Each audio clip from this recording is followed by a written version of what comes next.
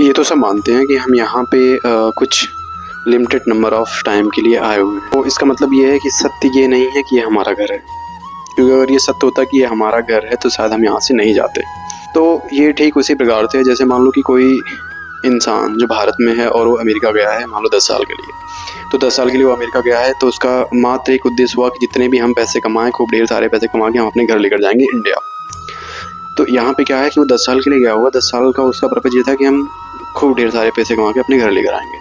तो इसको ग्लोबली सोचे तो एक जीव का मनुष्य योनि में जन्म लेने का मात्र एक पर्पज होता है, वो होता है भगवान की भक्ति करना और भगवत नाम रूपी धन को इकट्ठा करना। क्योंकि जिस प्रकार से वो अमेरिका जाकर के 10 साल रह करके उसका ये पर्पज था कि हमें खूब ढेर सारे पैसे कमा कर घर लेकर आने, सेम उसी प्रकार से अगर हम ग्लोबली सोचें तो हम इस मतलब पर्टिकुलर बर्थ में हम 60 ईयर्स के लिए आए हुए हैं। तो ये 60 साल में हम खूब ढेर सारे मतलब भगवत नाम रूपी धन को इकट्ठा करके फिर अपने घर पे लेके जाएंगे। क्योंकि घर ये नहीं है, फैक्ट है। क्योंकि अगर ये घर होता तो शायद हम यहाँ से नहीं जाते।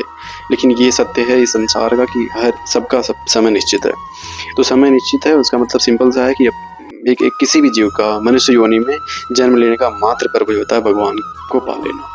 और भगवान को पाने के लिए उसे भगवान की भक्ति करनी पड़ेगी। और हम ये नहीं कहते कि भगवान की भक्ति करने के लिए उसे सब कुछ छोड़ करके जंगल में चले जाना चाहिए। वो मतलब जिस भी रोल में हो वो है या फिर जो कुछ भी कर रहा, उस काम को भगवान का कर्म समझ के और उसके साथ साथ भगवान का स्मरण करके वो इस बंधन चक्र जो अपना जन्म और मृत्यु है उससे वो बाहर निकल सकते हैं।